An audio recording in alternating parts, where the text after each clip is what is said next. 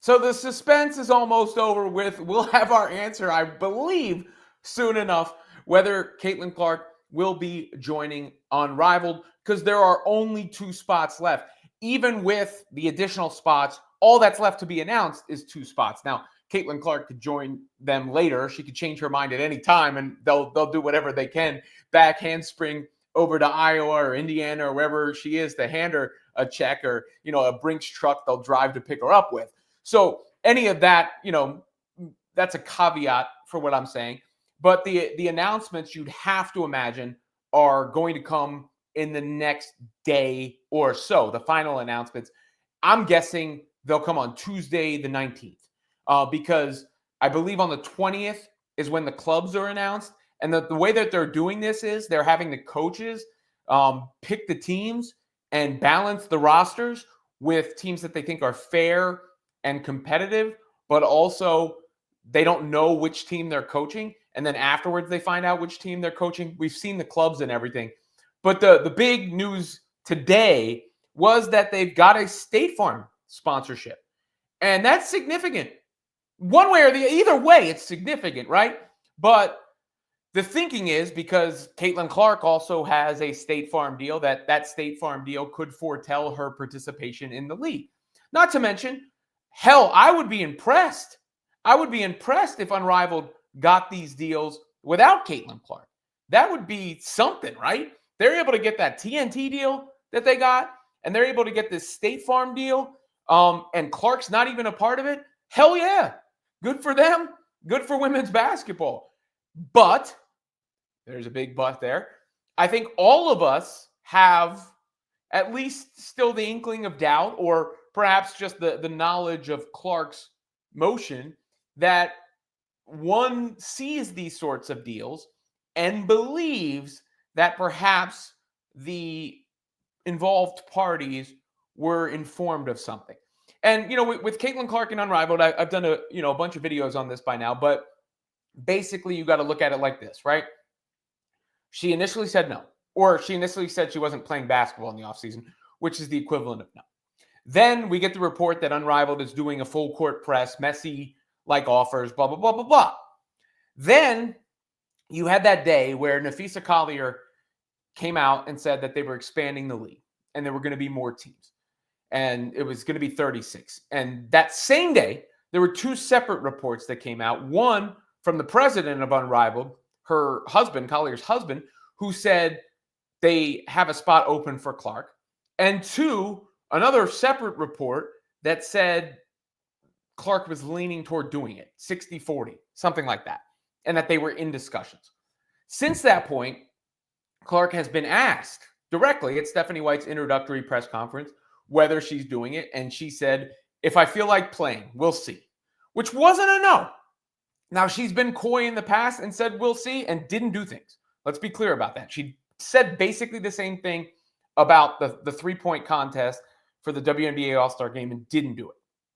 But in this scenario, the context is a little different because I felt like if she wasn't going to do it, she could have shut the door on it right then and ended the speculation. Maybe, it's good for them to have the speculation going, whether she commits or not. But to me, as much as I hope for Unrivaled success, if they don't land her as kind of, I don't want to use the word desperate, but upfront as they've been, clear as they've been in their pursuit of her, you would wonder what that does for their perception aside from just their bottom line, right? Aside from that.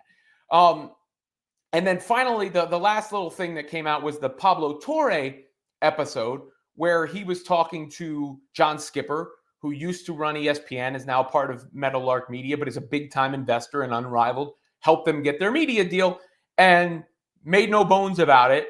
He said,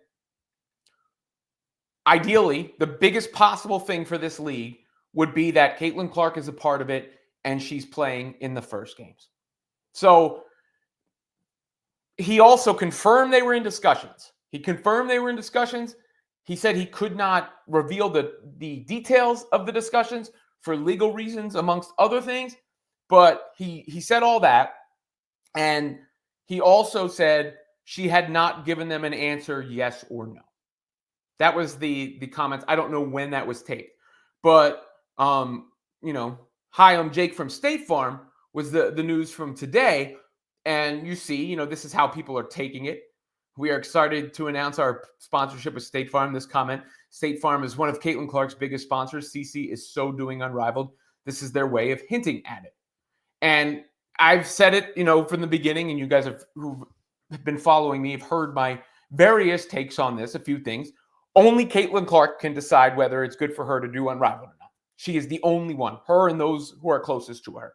Whether she wants more break is fine. Whether she wants to do more golf or go to more Butler games or lock in the gym herself, all her decision. On the other side of it, if she thinks, hey, this is good for women's basketball as a whole, it's good for my relationships throughout the league, and it's good for me because of what they're offering me financially, then that would be her decision as well. I believe her presence in the league guarantees its success.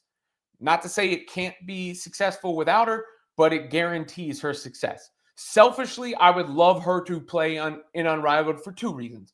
Number one, considering the content I'm doing, it is good for my business and my brand. No qualms about admitting that. Number two, as a basketball fan, the WNBA offseason is so long. Almost as long as the Unrivaled announcements have been. I don't know when they started that. But the WNBA offseason, it's just so much longer than any other offseason, right? Like the NBA ends in the latest the team plays in June. They're back at it by October. So June, let's just say June, July, August, September, 4 months off. The WNBA season, you're basically saying October, November, December, January, February, March, April, like it's almost twice as long. So that is a long time to be away from the sport. And as a fan, if you've been involved, then this is all the selfish desires for fans. And I know some of y'all fans think that you're looking out for her best interest by saying don't participate because of the other participants in the league.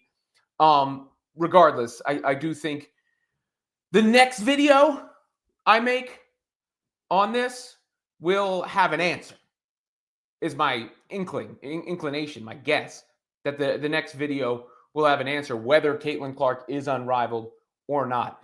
In the meantime, fans can continue to speculate off sponsorships. But that's a big deal. That's a big, Clark or not, it's a big deal because it said multi-year deal with State Farm. So, and State Farm sponsors a lot of things. It's not like they only sponsor Caitlin Clark related activities. But file it under things that make you go,